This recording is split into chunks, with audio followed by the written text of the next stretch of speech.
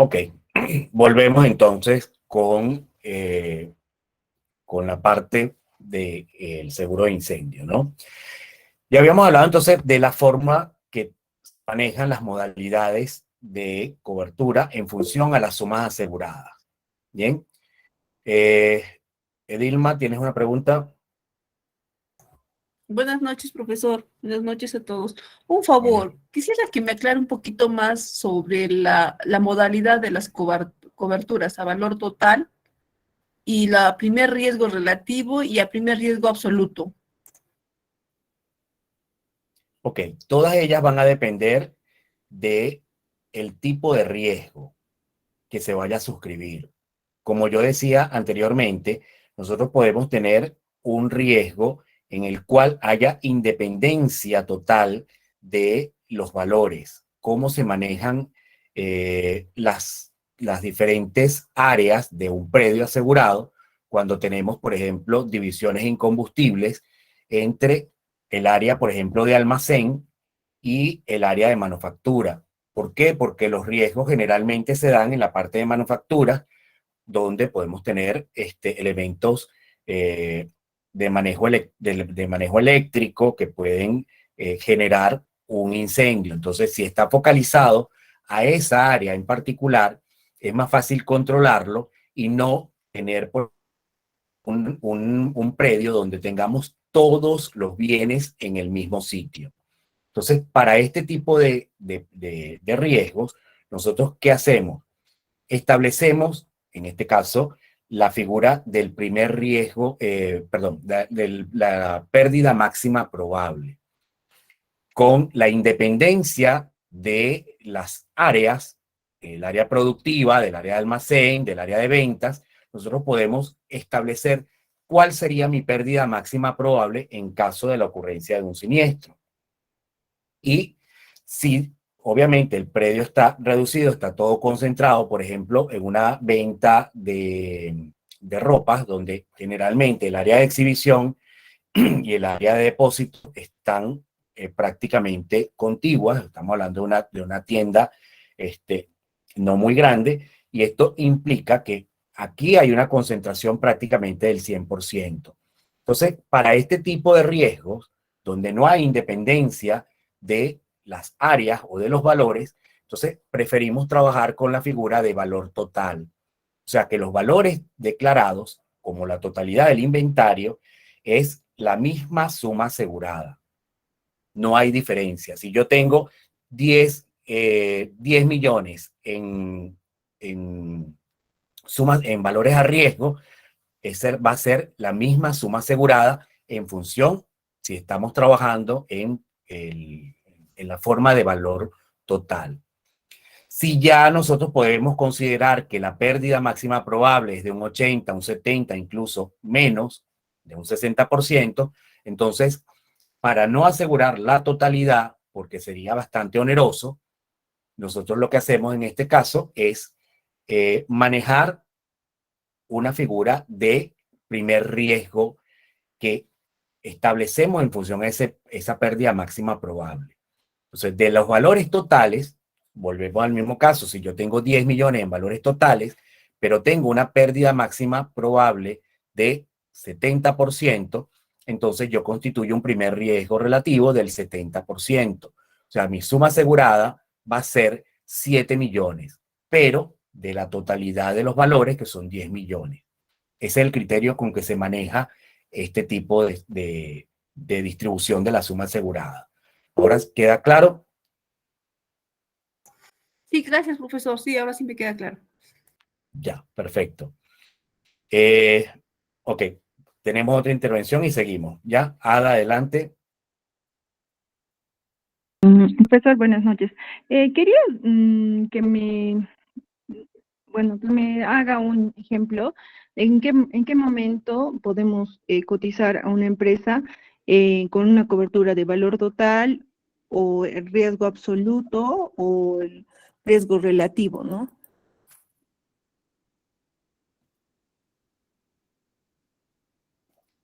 Eh, Cuando se hace la inspección, se puede determinar cuál es la pérdida máxima probable. Si nosotros tenemos, eh, volviendo al caso anterior que preguntaba la compañera, si nosotros tenemos esa discriminación de cuál sería mi pérdida máxima probable, yo puedo elegir entonces, bueno, en este caso, obviamente quien va a elegir es el asegurado porque es la persona que va a ser directamente el afectado. Bien, se le explica la situación, la condición que presenta el riesgo y cuál es el aspecto más beneficioso si asegura a valor total o a primer riesgo relativo.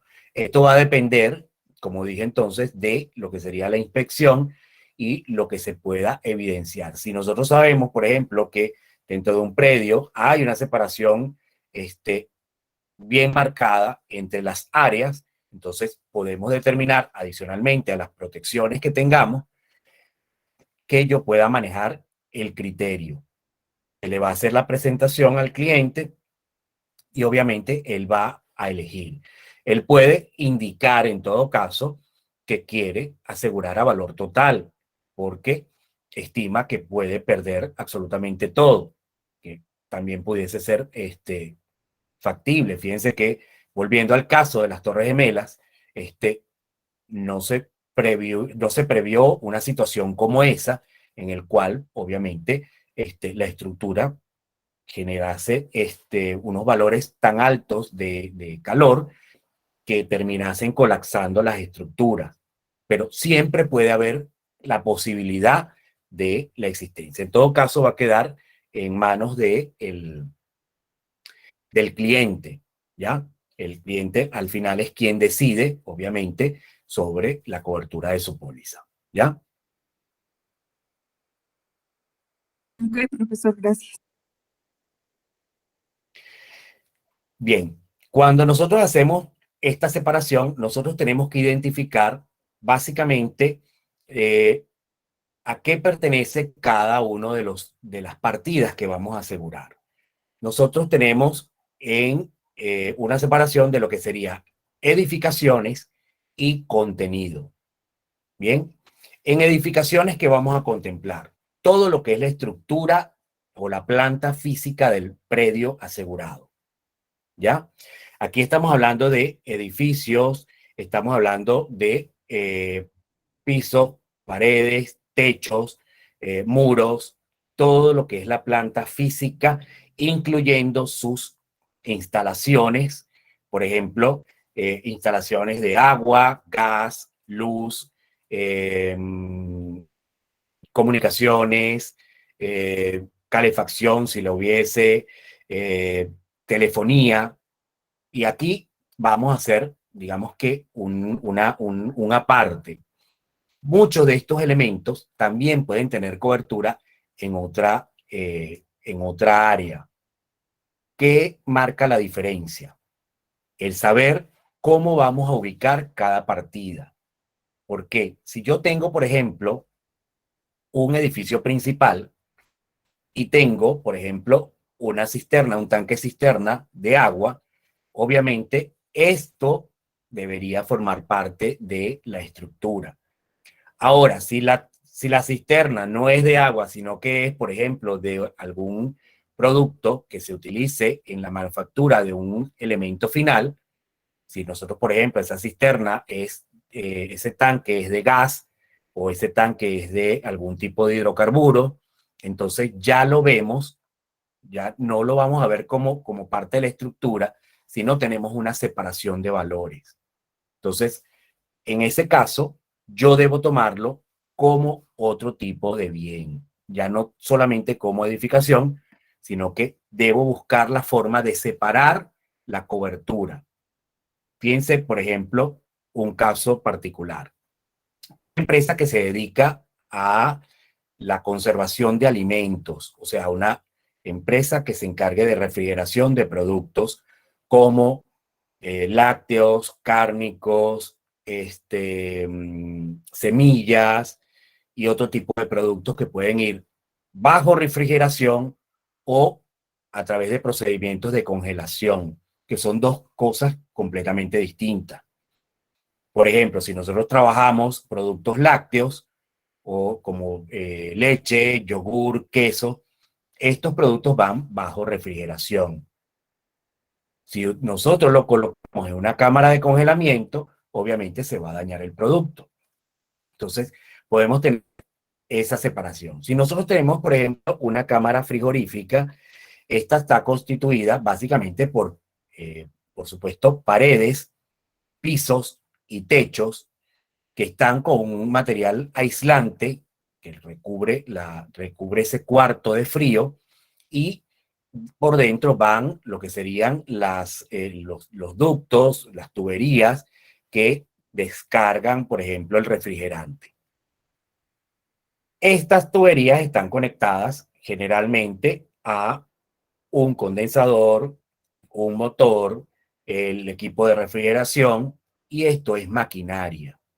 Bien, toda la instalación de la tubería, el elemento aislante, va por edificación. Si yo tengo la separación, porque yo puedo identificar qué es lo que va por rotura de maquinaria, que sería motor, compresor, radiador, evaporador, según sea el caso, que son equipos de refrigeración o de congelamiento, ¿ya?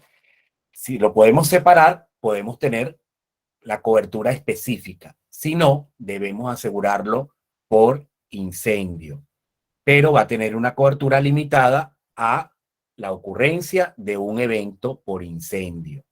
Bien, esto es muy importante que lo tengamos en cuenta, porque muchas veces cuando se gana o se pierde una propuesta, una cotización, es porque se hace el desglose del interés asegurable y a qué cobertura pertenece. Bien, entonces si nosotros, por ejemplo, tenemos en la parte de la edificación todo lo que serían las redes de conexiones de agua, alcantarillado, telefonía, calefacción, refrigeración, electricidad, todo lo tenemos en esa parte. Eso va por la parte de edificaciones. Ahora, en el contenido, nosotros en el contenido vamos a manejar una distribución por partidas. Bien, en el contenido nosotros separamos lo que son muebles, útiles y enseres de oficina, que es lo que nosotros comúnmente le llamamos mobiliario, y vamos a tener máquinas y equipos de oficina. Con respecto a esto, yo tengo, bueno, yo tengo mi teoría, porque eventualmente estos equipos de oficina, como puede ser una fotocopiadora, pueden ser otros tipos de equipos, generalmente ya tienen un componente electrónico que ya debería tener una cobertura más específica. Bien, pero está discriminado como máquinas y equipos de oficina, porque también pueden haber otros tipos de elementos que no sean necesariamente electrónicos. Pero hay esa pequeña separación entre mobiliario y máquinas y equipos de oficina. Luego tenemos maquinaria. En maquinarias nosotros manejamos todo lo que es maquinaria fija, que obviamente se usa en la parte del proceso de manufactura de algún producto. Aquí también podemos incluir lo que son subestaciones eléctricas, equipos electrógenos. Podemos estar hablando de otros componentes como tableros de control, paneles de control, calderas, que son las que manejan, por ejemplo, el vapor con el que se realiza procesos de manufactura de algún producto final. Todas estas maquinarias van por un rubro específico. Bien. Y luego tenemos lo que es el rubro de existencias.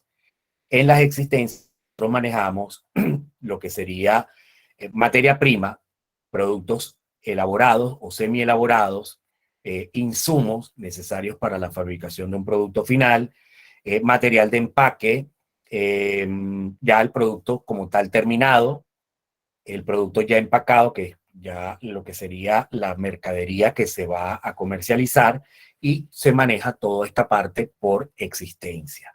Bien, vamos a suponer que tenemos un elemento, los que, por ejemplo, vieron conmigo la certificación, les hablo del caso de las centrales telefónicas.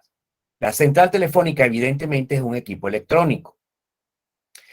El equipo como tal debería tener una cobertura específica de equipo electrónico, pero vamos a circunscribirnos al hecho del manejo de la cobertura de incendio, ¿correcto? En el caso de incendio, entonces, como yo tengo un renglón para maquinarias, la central telefónica debería catalogar como maquinaria. Bien, yo tengo lo que serían los aparatos de telefonía que están en los diferentes puestos de trabajo, en las estaciones de trabajo. Entonces, ellos entran por la parte de mobiliario, que sería el contenido de enseres de oficina.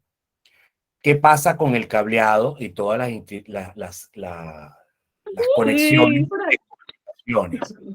Pero está bueno. He Sonia, pegado ese se plato. activó tu micrófono. Para Gracias. La parte de los aparatos como tal, los aparatos telefónicos, entonces entraría por el contenido, por mobiliario, enseres y útiles y equipos de oficina. Pero el cableado en todas las instalaciones, entonces, forma parte de la edificación. Fíjense cómo podemos tener una, un elemento que tiene varios componentes en diferentes ubicaciones por partidas. Bien, esto es lo que hace en este caso, debería ser obviamente una sugerencia del intermediario, del broker, asesorar al cliente y decir y pedirle, por ejemplo, la discriminación de cuánto es lo que sería la parte del cableado para dejarlo como edificación y cada uno de los demás elementos tenga su cobertura particular. Bien, para así entonces determinar cuál es el elemento que obviamente le corresponde según la característica particular. ¿Sí me hago entender? Sí, doctor. Perfecto. Entonces, adicionalmente a la cobertura básica que nosotros estipulamos, incendio, rayo y explosión, entonces tenemos coberturas aliadas. Se denominan coberturas aliadas porque van a, como digo yo, blindar, en este caso, el riesgo de manera tal que se haga un traje a la medida de cada riesgo en particular. Una vez que se ha determinado cuál es básicamente el elemento principal, que es la ocupación, ¿no? El giro del negocio. Entonces, en función a esto, ¿qué hace el broker? Obviamente, busca la mayor cantidad de información para, en este caso, determinar cuáles son las coberturas que debe llevar la póliza. Las coberturas, cuando me refiero a las coberturas, o sea, las coberturas adicionales a este elemento. Por ejemplo, sabemos que el Perú está en lo que es el Cinturón de Fuego del Pacífico y obviamente esto implica que hay frecuentemente movimientos telúricos, terremotos, que pueden obviamente generar pérdidas. Entonces, esta es una cobertura que siempre se debe tomar en consideración, lo que sería la cobertura de terremoto, temblor de tierra, erupción volcánica, esa cobertura como tal, ¿no? Para dar todo lo que es esa parte del negocio adicional. Bien. Tenemos luego lo que sería la cobertura de motín, huelga, que tiene todo una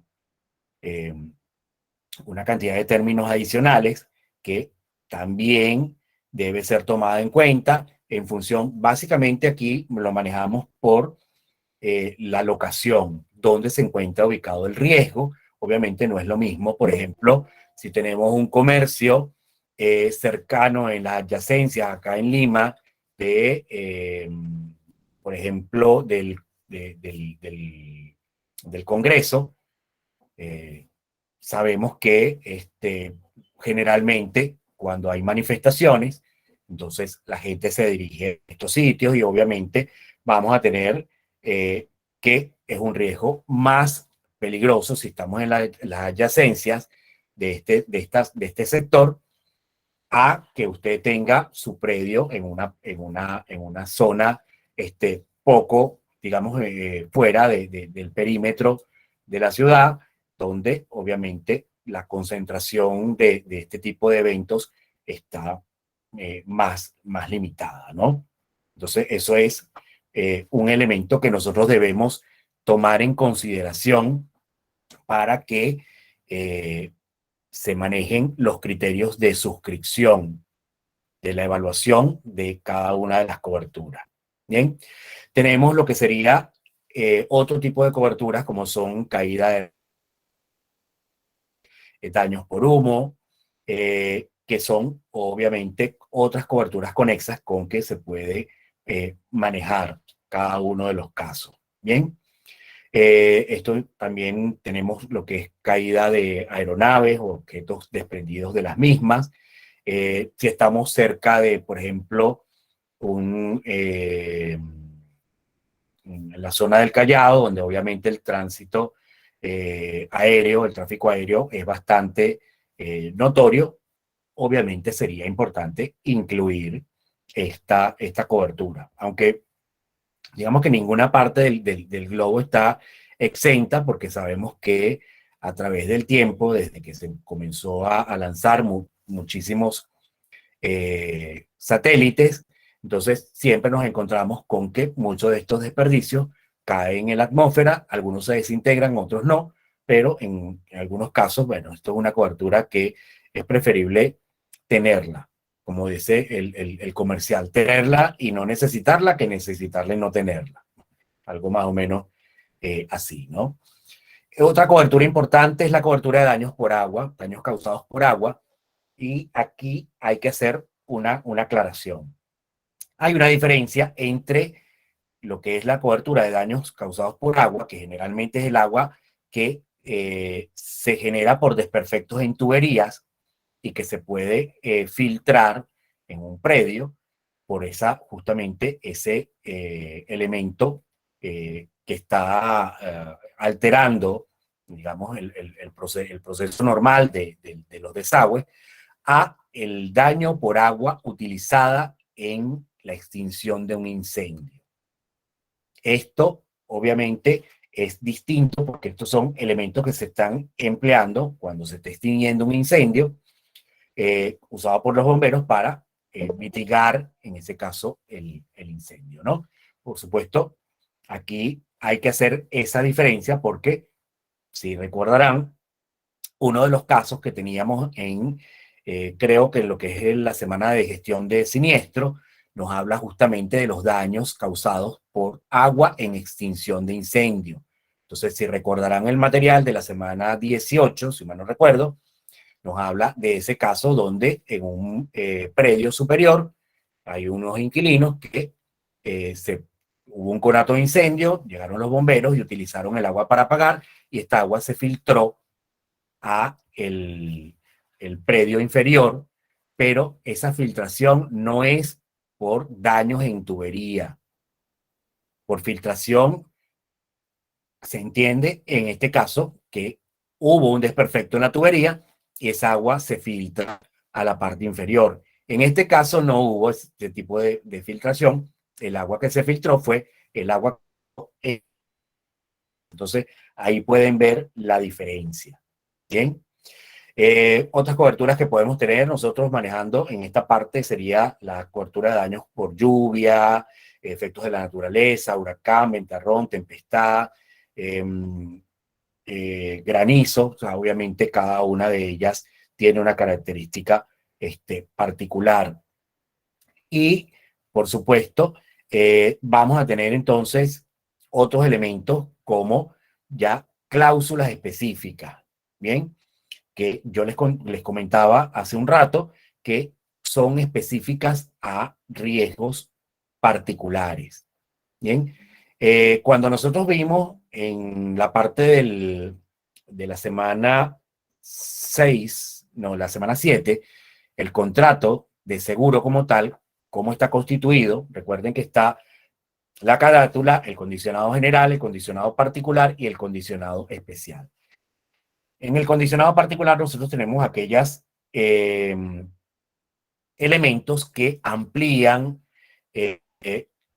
o por ejemplo, circunscriben el riesgo a un determinado elemento en particular.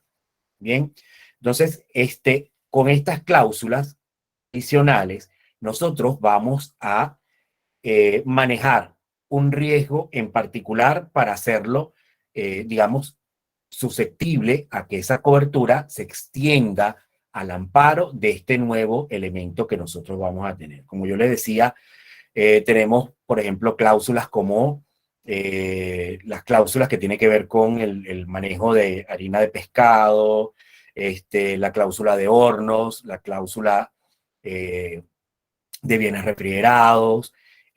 Tenemos las cláusulas adicionales, estas que conocemos como remoción de escombros, honorarios de arquitectos, topógrafos, ingenieros, que son coberturas adicionales que tienden dentro de su esquema dar cobertura a todos estos elementos. Bien, entonces aquí es donde obviamente nosotros manejamos ese riesgo en particular. ¿A qué se dedica? Entonces, en función a eso, aplicamos la constitución dentro del contrato de estos elementos o cláusulas adicionales, ¿bien? Que sirven para ampliar la cobertura y hacerlo, obviamente, que se extienda a todos estos elementos. Aquí tenemos cláusulas como traslado temporal de maquinaria, obviamente según sea el caso, cláusulas para indemnización en lavanderías, por ejemplo. Tenemos cláusulas de reposición de productos, tenemos cláusulas que extienden la cobertura, por ejemplo, a cuidado con de bienes de terceros. Entonces, todos estos elementos van en función a las características particulares del riesgo, ¿bien? Que amplían, según sea el caso, los elementos iniciales con que nosotros manejamos este tipo de elementos o cobertura. Bien, ¿alguna pregunta hasta el momento? Es importante que diferenciemos porque generalmente las pólizas de incendio, cuando vemos el negocio de incendio como tal,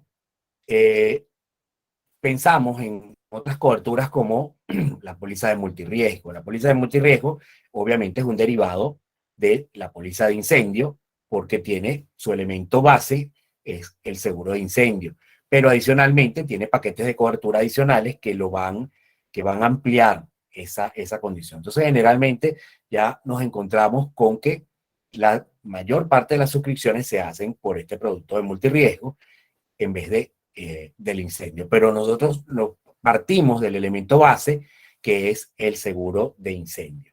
Ya para otros negocios lo vamos a ver por separado, como son los seguros de ingeniería, seguros de equipo electrónico, rotura de maquinaria y todo ese tipo de elementos como tal. Bien, entonces es como se maneja en este caso la formación de todos estos elementos. Aquí la evaluación es importante porque nosotros generalmente trabajamos en incendio con valor de reposición, que sería la cantidad suficiente que yo necesito para reconstruir, por ejemplo, un edificio, ¿bien? En las mismas condiciones, tomando en consideración todos los elementos de la suma asegurada y que obviamente tiene un componente no solamente de la parte del manejo de la estructura, recuerden que también para poder reconstruir, obviamente tenemos que hacer un procedimiento que sería, por ejemplo, demoler parcialmente las zonas afectadas si hay un incendio, y estos son gastos adicionales que debemos tener en consideración. Entonces podemos trabajar el valor en función a una característica particular. Bien. Perdón, había una pregunta.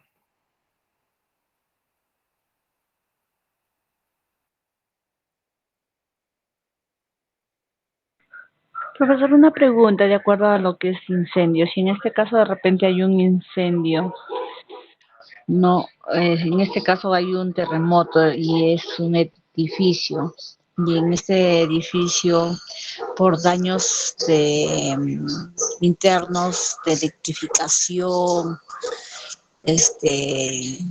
se ocasiona un incendio, ¿no? Y el tanque de agua se cae, se rompe y malogra también, en este caso, de repente, los equipos que están dentro del edificio. En este caso, ¿qué tipo de cobertura le estaría otorgando en el riesgo al asegurado? Bueno, aquí lo primero que tenemos que ver es cuál es la causa adecuada. Si recuerdan, hay una parte que establece, de hecho es uno de los principios que está estipulado en la ley del contrato de seguro, que es el principio de la causa adecuada. ¿Cuál es la causa que en origen generó la serie de eventos que terminaron con el producto final, que es el siniestro? Bien, entonces, si en este caso el terremoto genera un daño estructural, en este caso al tanque, y este tanque genera otros daños adicionales, primero tenemos que ver si efectivamente está incluida la cobertura de terremoto, temblor de tierra, para que tenga cobertura por esa vía. Lo que sería producto de incendio, que se generó un incendio producto de el terremoto, pero en este caso hubo un elemento que tiene que ver con un daño eléctrico. Bien, habría que verificar en este caso si la cobertura se maneja por la parte de edificación en función a el daño como tal. Bien, porque en este caso el origen del evento es el terremoto. ¿Ya? Entonces, si hay la cobertura de terremoto, entonces tiene cobertura tanto por la parte del incendio como la parte de los daños causados por el tanque cisterna. Ahí no habría inconveniente. Inconveniente hay si no tiene contratada la cobertura de terremoto, porque la causa adecuada nos habla de que fue producto del movimiento telúrico. ¿Ya?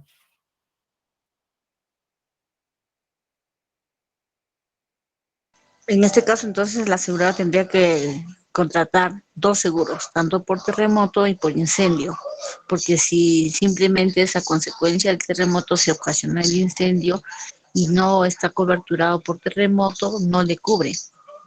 Bueno, pero no son dos pólizas distintas, es la misma póliza. La póliza es incendio y la cobertura adicional es terremoto. Ya, profesor, gracias. Bien. Muy amable. Perfecto. Entonces, cuando hacemos lo que sería el proceso de suscripción, entonces, obviamente, debemos tener toda la información del asegurado, el giro del negocio, qué valor vamos a declarar en caso de los valores totales a riesgo, la modalidad de cobertura, entonces, si es valor total, primer riesgo relativo, primer riesgo absoluto.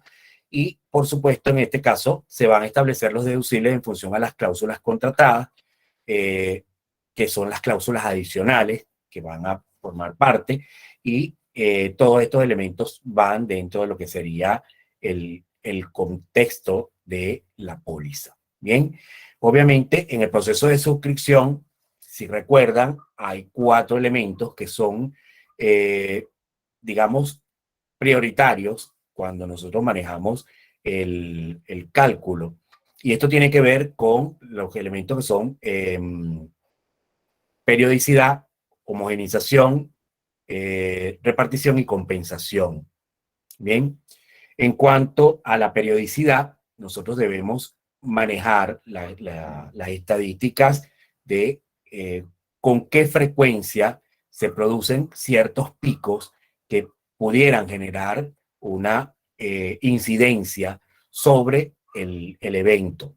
Entonces, una sobreexposición, por ejemplo, en una empresa textil, en un horario determinado, debemos manejar, por ejemplo, cuando tenemos líneas de producción, que no haya una sobreexposición, o sea, horas pico, en las cuales, por ejemplo, un proceso de corte, además la parte de manufactura en otras áreas del rubro textil, impliquen que hay una alta demanda de energía eléctrica, porque entonces pueden generarse estos picos y producir, por ejemplo, un daño por un cortocircuito, y esto obviamente generar algún tipo de pérdida, ¿no? Entonces, cuando hacemos esta evaluación, debemos buscar que la incidencia de esos altos picos de exposición sean relativamente cortos y sean razonablemente medibles en este caso. En cuanto a lo que sería el principio de homogenización, nosotros manejamos este criterio en función a las medidas de prevención y de previsión, que también van a estabilizar el riesgo y van a eliminar esos picos. Entonces, si sabemos, por ejemplo, que se puede disparar una alta tensión, entonces tenemos los paneles de control que pueden darnos a las alarmas en determinado caso.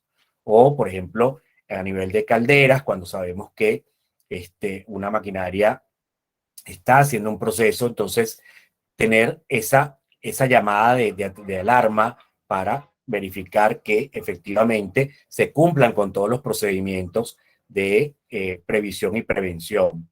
Esto nivela esos picos de sobreexposición y nos permite entonces una mejor suscripción. Desde el punto de vista de la repartición, bueno, ya lo comenté, debemos evitar la concentración de valores en un solo predio, en un solo espacio, y obviamente separando esta parte del riesgo, logramos, digamos, cierta independencia y podemos evitar posiblemente que un incendio que se genere en un área específica, si se generó, por ejemplo, en el área de manufactura, que esta no se extienda, por ejemplo, al área de almacén, que es donde tenemos la mayor concentración de valores generalmente. Entonces, esto es la parte de la repartición, o sea, buscar la independencia de esas áreas. Y por último, la compensación, que no es más que buscar la manera en que yo lo que voy a cobrar como prima, por lo menos garantice las pérdidas parciales. Si tenemos una pérdida total, ahí no hay compensación. Y si estamos hablando del primer año, mucho menos. Entonces, lo que yo cobro en mi primera anualidad, en mi primera vigencia, debería ser suficiente para hacer frente a ciertas pérdidas parciales. Si no, obviamente, la compensación la va a dar el ramo. O sea, todas las primas de incendio soportan los pocos siniestros que deberían haber, porque tampoco es un evento particularmente frecuente. Bien.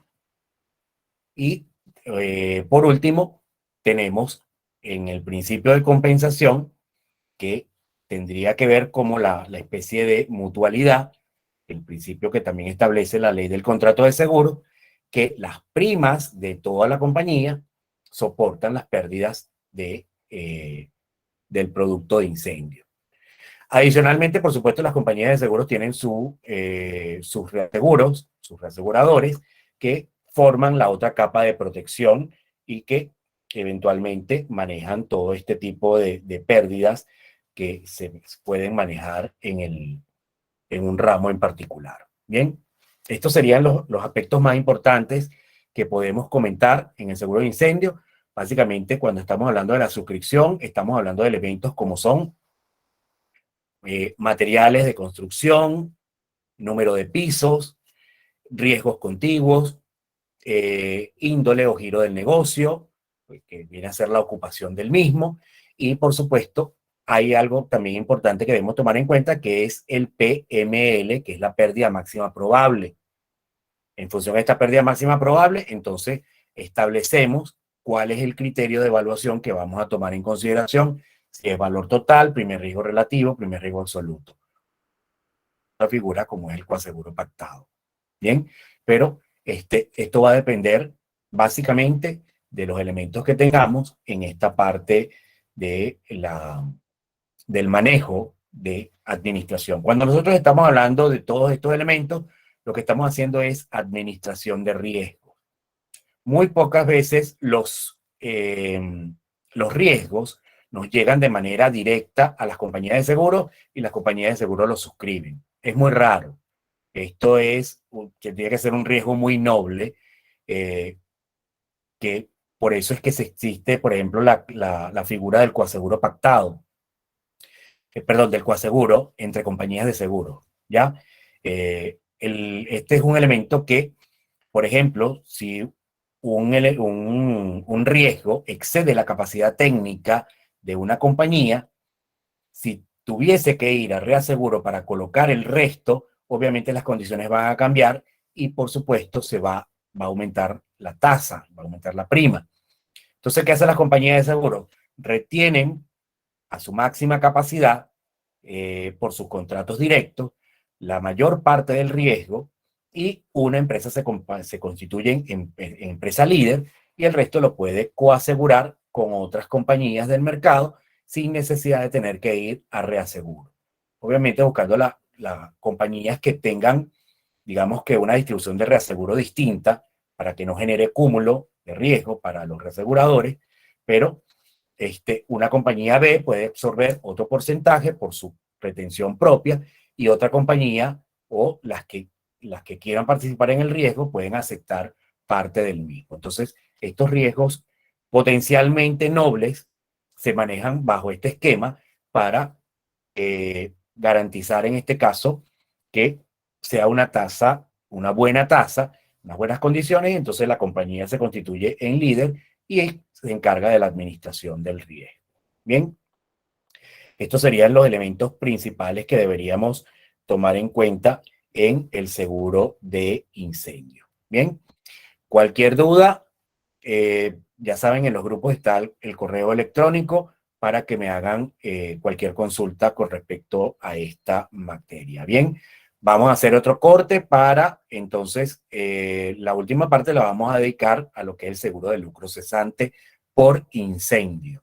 Bien, entonces vamos a hacer un break para parar un momento y continuamos con la última parte del módulo.